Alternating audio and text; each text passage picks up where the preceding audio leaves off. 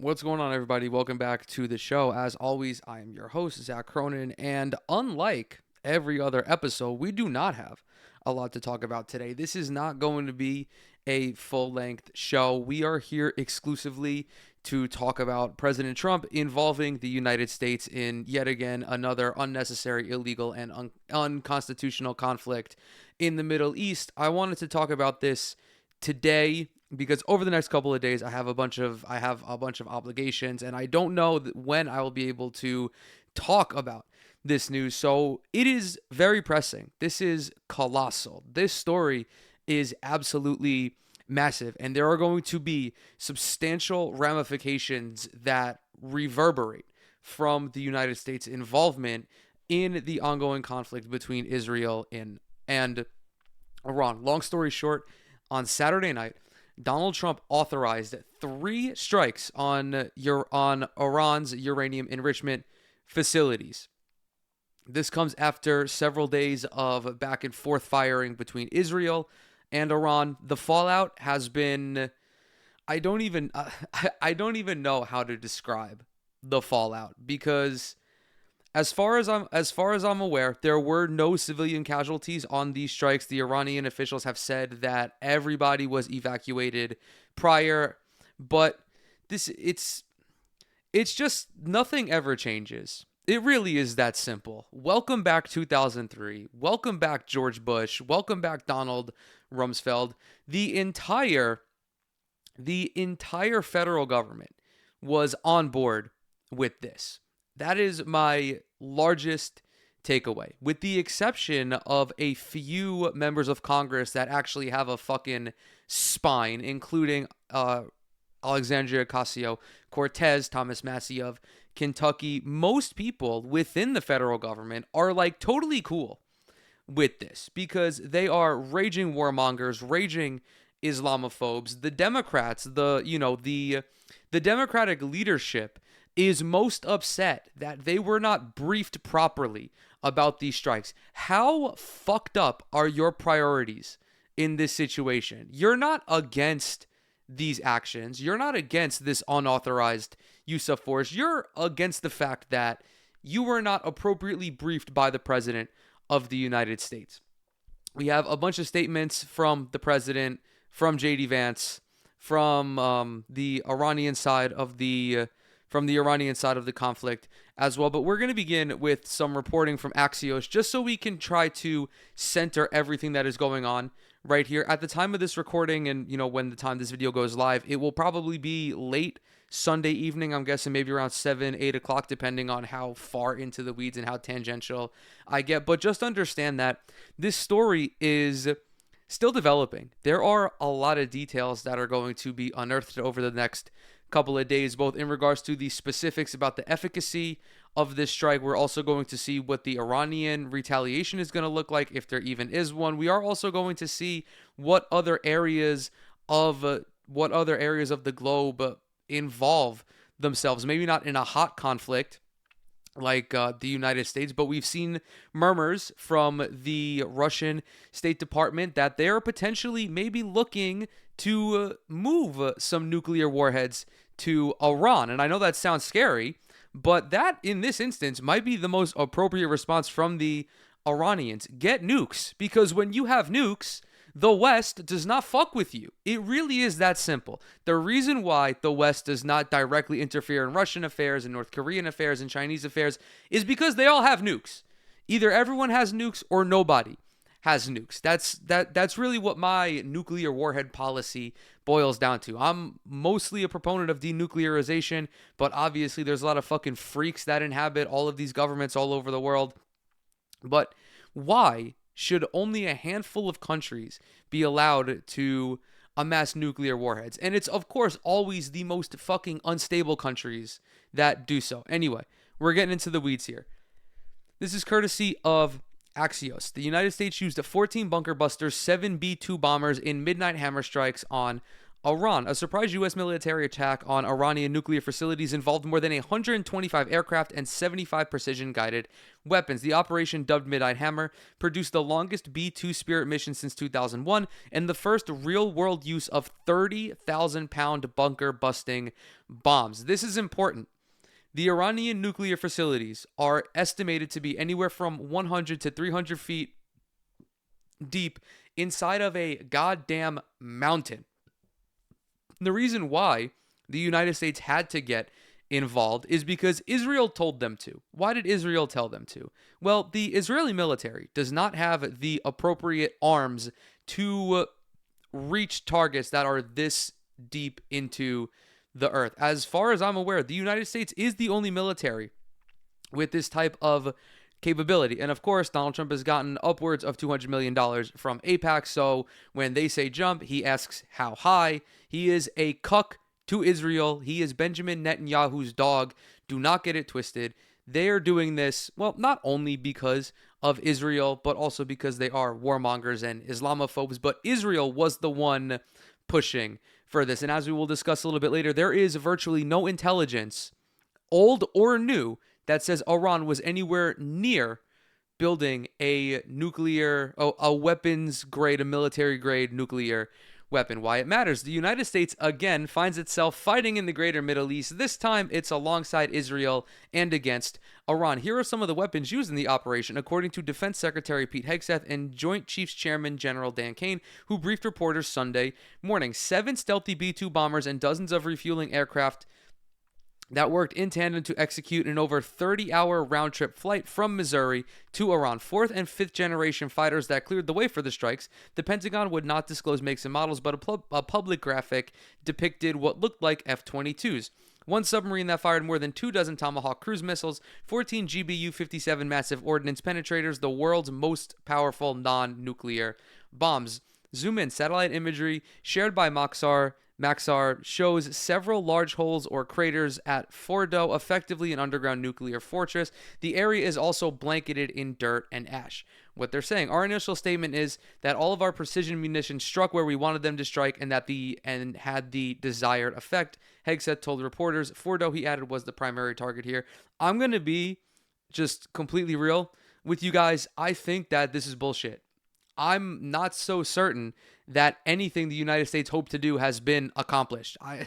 I'm just very skeptical of State Department propaganda as a whole.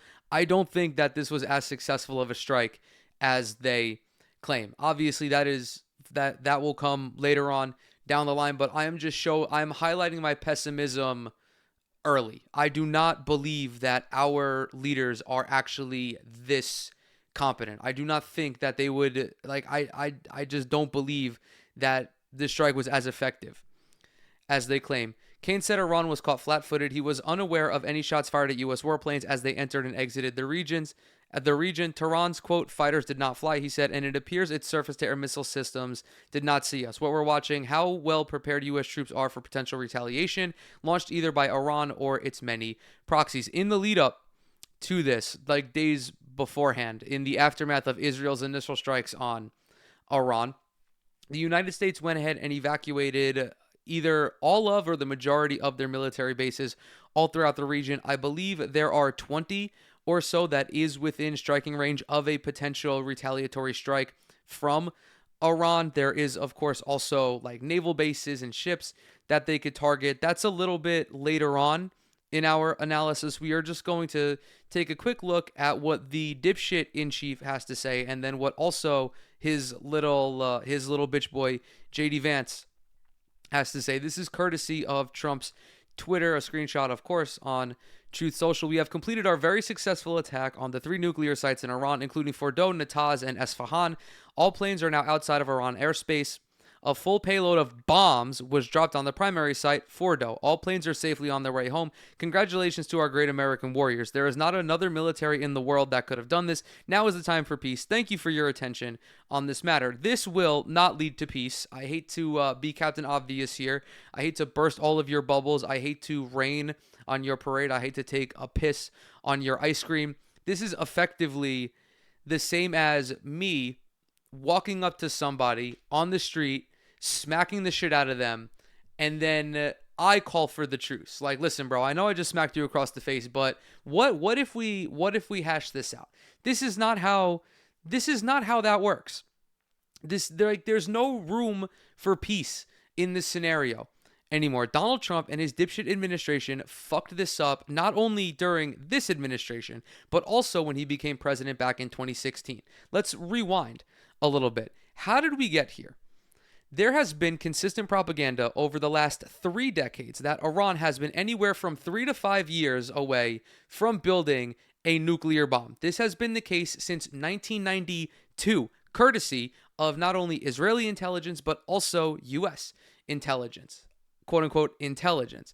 They have been wrong the entire time. Iran does not have an interest in manufacturing a nuclear weapon. They do not believe they feel that it is anti-Islam to have such weaponry. They have actively been a proponent of denuclearization within the region. Of course, Israel has not been. In 2014, President Barack Obama entered the Iran nuclear agreement with the Iranian government. This was a very specific agreement. It stipulated that the Iranians could have a nuclear program. However, their enrichment could not exceed, I believe it was like 3.75%. That is enough to power your infrastructure to harness nuclear power, but well below weapons grade. I think to reach nuclear bomb status, you have to eclipse 90. All they wanted was a measly 3.75%. In return, they had more freedom in the global marketplace. Time after time, the IAEA, which is the Independent Atomic Energy Agency, they went and inspected these nuclear facilities, and every time they visited them, they found that Iran had not been in breach of this agreement. They were abiding by the agreement perfectly. Donald Trump comes into presidency in 2016, tears that the fuck up because Barack Obama did it, and God forbid a president before him do anything decent. That fucked everything up. Fast forward to here we are, like virtually 10 years later, Donald Trump was looking to re-enter an agreement with the Iranians, but instead of reverting to the original agreement drawn up by Barack Obama, he went a step further and he said, you guys cannot have any uranium enrichment at all, which is fucking stupid. Why would the Iranian government agree to a worse deal than they had previously? You're not allowing them to enrich uranium to any degree. Forget nuclear power. Like, forget a fucking nuclear bomb. Forget nuclear power. That is an entirely one-sided deal. And I'm not surprised that the Iranians turned it down, because it would be fucking dumb of them. It would be dumb if they went ahead and got into it. Fast forward, diplomacy deteriorated even further with the initial airstrikes from Israel, of course, the United States being Israel's lapdog. And now these attacks have virtually eroded any diplomacy, in my opinion. I do hope that ultimately diplomacy prevails, but I'm not surprised that the Iranians are anti-diplomacy right now, considering that they've been fucking punched in the face repeatedly by 2 belligerent rogue states. We now have a little clip here from J.D. Vance. This is some of the sorriest shit I have ever seen in my goddamn life. He is a subhuman cretin. He is a disgusting piece of the establishment. He is a sickening and morally depraved individual. Not only that, he thinks that we're fucking stupid. Listen to what this devilish Care Bear has to say to the American people. And the second thing is, Kristen, I certainly empathize with Americans who are exhausted after 25 years of foreign entanglements in the Middle East. I understand the concern, but the difference is that back then we had dumb presidents, and now we have a president who actually knows how to accomplish America's national security objectives. So this is not going to be some long, drawn-out thing. We've got in, we've done the job of setting their nuclear program back. We're going to now work to permanently dismantle that nuclear program over the coming years, and that is what the president has set out to do. Simple. And the second thing is, Chris. He's like, listen, guys, back then, they were all fucking stupid. And while he may be correct, this is infinitely stupider than anything the Bush administration had done. They are both as equally depraved, both as equally as inhumane, but they are literally running the same playbook from 2002 and 2003, thinking that the American public will just fucking fall for it again. It is literally the same exact thing. Oh, Iran has weapons of mass destruction. Oh, that's interesting because the CIA and the Director of National Intelligence, Tulsi Gabbard, have both said that Iran does not have a nuclear weapon. And then Pete Hegseth and this fucking dumbass are like, oh, well, the president actually has his own sources. Like, it came to him in a dream. He was having an out-of-body experience wherein he traveled underground into Fordo and saw the Iranians constructing this nuclear weapon with their bare hands. It's so gross. There's no other adjective to describe it. The national security interests is like non-fucking existent. Iran is not a threat to the United States of America. This framing is rooted entirely in Islamophobia. They are still hanging on to the war on terror style propaganda. However, what happened in the lead up to the war in Iraq is vastly different to what is going on right now. There is one very fundamental difference between the Islamic Republic of Iran and Osama bin Laden. They are two different kinds of Muslims. Iranians are mostly Shia Muslims. Osama bin Laden was a Sunni Muslim, a jihadist, an extremist. He was the one who did 9/11. Iran, they do not participate in that style of extremist terrorism. Iran hasn't had a fucking hot war in like 300 years. They are a largely non-violent entity. Of course, many of these fucking one brain cell individuals on Twitter will be like, oh, well, do you condemn Iran's treatment of women domestically? Meanwhile, here in the goddamn United States of America, there are women who fucking die every month, every week, because they cannot get access to healthcare. Here in the goddamn United States of America, if there is a teenage girl who is raped, she is forced to carry that baby. Do not fucking talk to me about the domestic treatment of women in Iran. You do not give a single fuck about Iranian women because you don't give a fuck about American women. We can have a discussion about your country's government being a religious theocracy. And yes, I understand that that is probably not the ideal form of government, but shut the fuck up. Shut the fuck up, because the United States is very rapidly descending into that same style of religious extremism. Anyway, there goes one of those tangents that I foreshadowed earlier on. We have a statement courtesy of Drop Site News from the Iranian Atomic Energy, saying, following the brutal attacks by the Zionist enemy in recent days, early this morning, the country's nuclear sites in Fordo, Natanz, and Isfahan were subjected to savage aggression, an act in violation of international laws, particularly the NPT. That is, I'm fairly certain, the Non-Proliferation Treaty.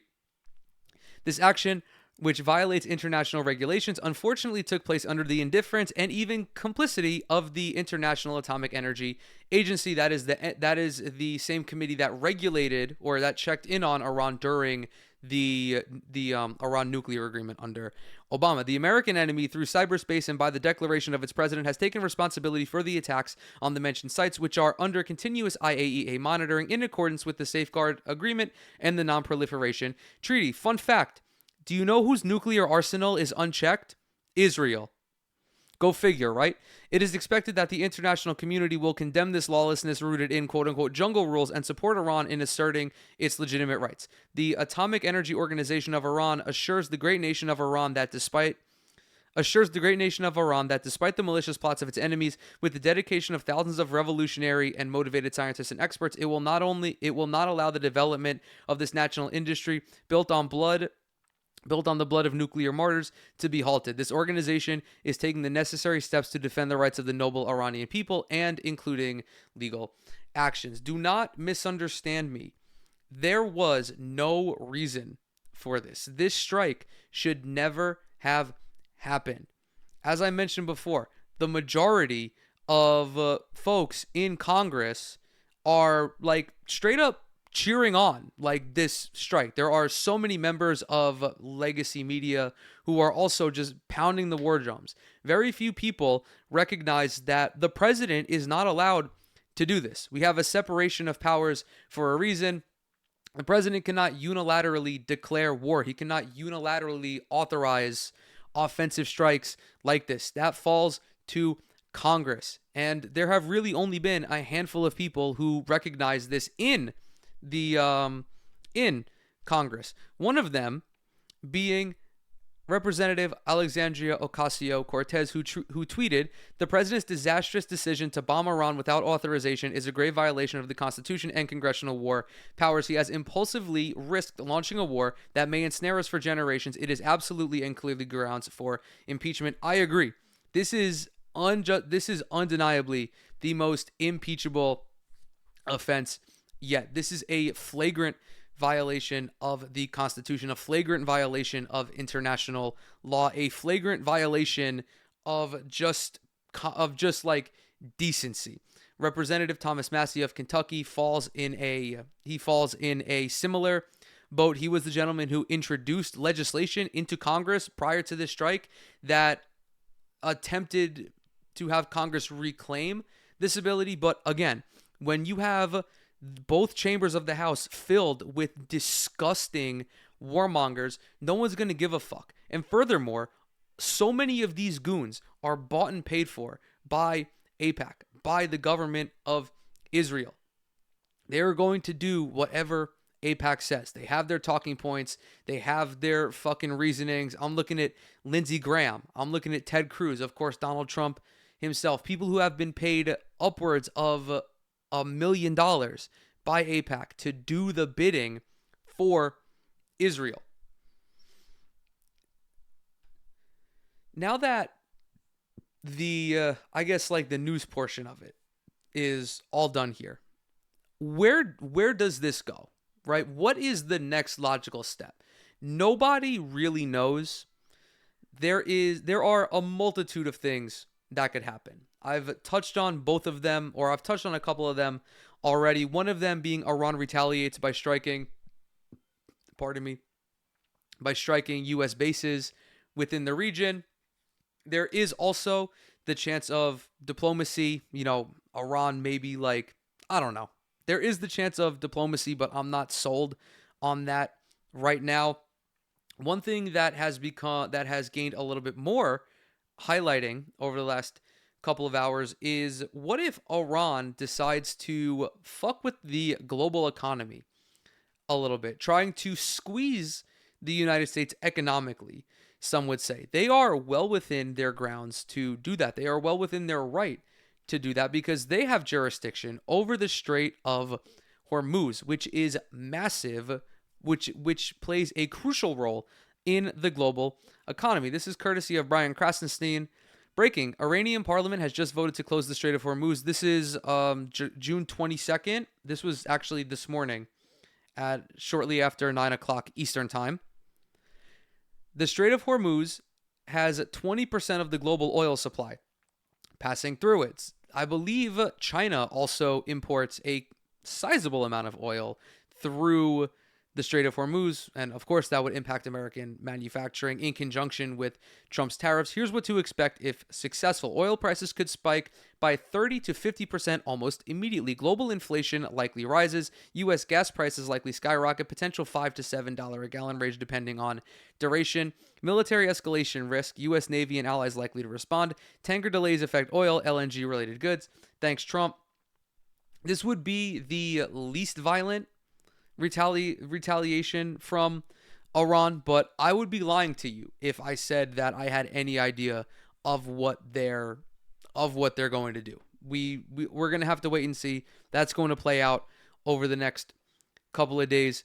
The question probably lingering in many of your minds is, well, what does the United States do going forward? Because they say that this is a one-off. They say that all they were aiming for was the nuclear facility. I don't fucking believe them. If there's anything I've observed in my 28 years of existence and of my 8 years or so studying politics, being involved in current affairs, it's that the United States has never met a war it doesn't like. We've seen this over the last 80 years in the aftermath of World War II. The United States has consistently involved itself in unnecessary conflicts, whether they are full-blown wars in Korea, Vietnam, Iraq, or little skirmishes, government topplings, regime changes, in Africa, in the Middle East, in Central and South America. Well, Donald Trump gave us a little bit of insight into what they're hoping to accomplish here. And this is courtesy of Representative Thomas Massie, who is really the only Republican right now with a set of balls, at least on this issue. He's doing the bare minimum. I'm not going to applaud him for that, but he is at least standing on the right side of history in this regard. He posted a screenshot of Donald Trump posting on Truth Social saying, quote, this is Donald Trump saying, quote, it's not politically correct to use the term regime change, but if the current Iranian regime is unable to make Iran great again, why wouldn't there be a regime change? MIGA. Thomas Massie posts this and says, this is not America first, folks. He is correct.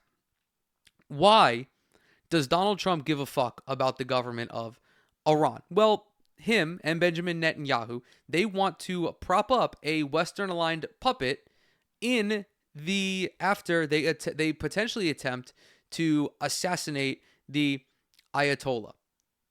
What we've seen over the last couple of decades, really over like the last 3 or 4 decades, is that the United States, whenever there is a government they don't like, they will do everything in their power to replace that leader with a subservient leader. It doesn't matter, like literally nothing about this leader matters. It doesn't matter if they are a brutal dictator like how we saw in Cuba and in Chile, or even if they're a former fucking Al-Qaeda terrorist like how we just saw him get propped up in Syria. This is very dangerous.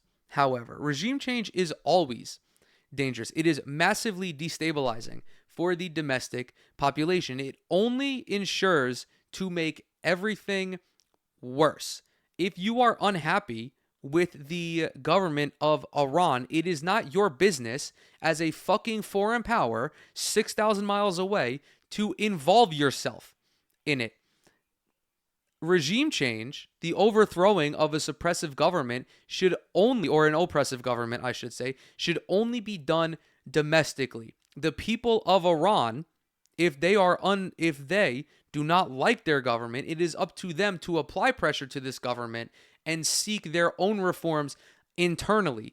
I don't like the Trump administration, but that doesn't mean that I want Canada fucking coming in here and toppling it themselves, because it's just further destabilizing. It is more unnecessary violence. It is entirely unproductive. It will only make the situation worse. It will only further destabilize everything that is happening in the region. There were murmurs about regime change being the ultimate goal, but now it appears that they're not even fucking hiding it, which is so sinister. It is so diabolical.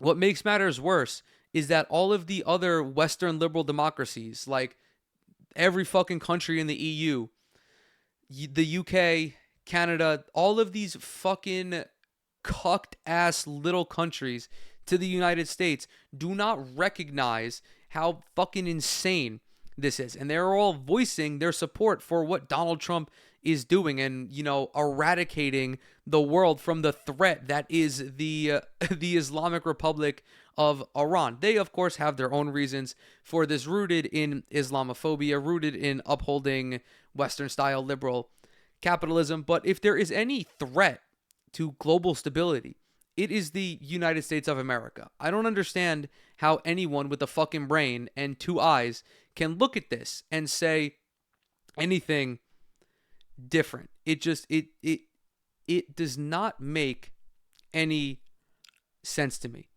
So over the next couple of days, really key in on this conflict and all of its developments. We are. I'm free scrolling Twitter right now against what is in my against obviously my best interest. However, since we are talking about Thomas Massey, maybe we should highlight what Donald Trump thinks about Thomas Massey. I feel like this is only worth mentioning because Donald Trump gave like 1,000 characters to Thomas Massey and significantly less to his illegal and unconstitutional strike. He said all of this all because Thomas Massey spoke out. Congressman Thomas Massey of Kentucky is not MAGA, even though he likes to say he is. Actually, MAGA doesn't want him, doesn't know him, and doesn't respect him. He's a negative force who almost always votes no matter how good something may be. He's a simple-minded grandstander who thinks it's good politics for Iran to have the highest level nuclear weapon, while at the same time yelling death to America at every chance they get. This is also preying on people's lack of understanding of why countries in the Middle East are so anti-America. And it's really simple. Because over the last 40, 50, 60 years, the United States and other Western countries have exploited this region for its natural resources. They have displaced hundreds of thousands, potentially even millions of people. They have killed hundreds of thousands of people. The United States is the biggest threat to global peace since World War II. Iran has killed and maimed thousands of Americans and even took over the American embassy in Tehran under the Carter administration. Yeah, 50 fucking years ago. They have not done anything to the United States recently. The only Middle Eastern country who committed an act of terrorism upon the United States was Osama bin Laden, who hailed from the Kingdom of Saudi Arabia, which to this day remains one of the United States' closest allies. We had a spectacular military success yesterday, taking the, quote, bomb right out of their hands, and they would use it if they could. They didn't even have a fucking bomb. Do not fall for the propaganda. The Iranians did not, never had, and will never have a nuclear bomb. But as usual, and despite all of the praise and accolades received, this quote-unquote lightweight congressman is against what was so brilliantly achieved last night in Iran. Massey is weak, ineffective, and votes no on virtually everything put before him, Rand Paul Jr., no matter how good something may be.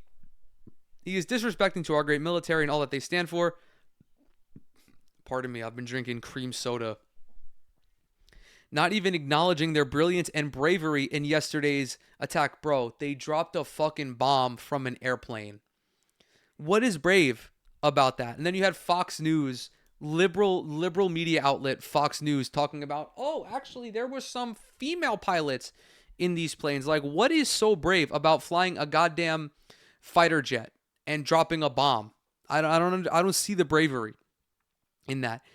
Which was a complete and total win. Massey should drop his fake act and start putting America first, but he doesn't know how to get there. He doesn't have a clue. He'll undoubtedly vote against the great big beautiful bill, even though non-passage means a 68% tax increase for everybody, and many things far worse than that. That's just totally untrue. MAGA should drop this pathetic loser, Thomas Massey, like the plague. The good news is that we will have a wonderful American patriot running against him in the Republican primary, and I'll be out in Kentucky campaigning really hard. MAGA is not about lazy, grandstanding, non-productive politicians, of which Thomas Massey is definitely one. Thank you to our incredible military for the amazing job they did last night. It was really special. Make America great again. This is the brainwashing that we deal with in the Republican Party. Like, if you oppose Donald Trump at all, he just gets, he does not fuck with you. You are outside of the club. What's also really fascinating is how so many Republicans flipped on their approval of this strike after it happened. I think now it's like 68% of Republicans believe that this was a good thing to do. Like, yeah, you guys are not fucking free thinkers. You are a bunch of goddamn idiots. Straight up. There is no justifiable reason for this strike. Like, this is the type of shit that I'm talking about right here. I have no idea who the fuck this dumbass is on June 12th, 8:25 a.m. This is not our war. This is not our war. June 21st, 9:09 p.m., the same night as the strike. No other country in the world could have carried out what has occurred last night. Only the military has this kind of weaponry. Laura Loomer, the Botox baboon herself, had a similar juxtaposition of tweets. Charlie Kirk famously said 60% of Americans do not think the U.S. should get involved. And then, of course, the night that it happens, he posts a picture of himself slobbing all over Donald Trump's knob. It is just so fucking... It is just... I don't even know how to fucking describe this shit, dude. It's like... I'm at an actual loss for words, even though I shouldn't be. So since I am rendered speechless, I'm going to go ahead and close out this video for today. I will see you guys later this week with some more news and some updates on this story, should they come out. As always, everything that I'm associated with is linked down below. Follow me on TikTok, Twitter. Subscribe to the YouTube channel if you're watching this on Spotify. Yes, this is going to be on Spotify as well as YouTube. Leave a rating over there and follow the show over there as well. Stay safe, stay sane, and I will see you in the next one.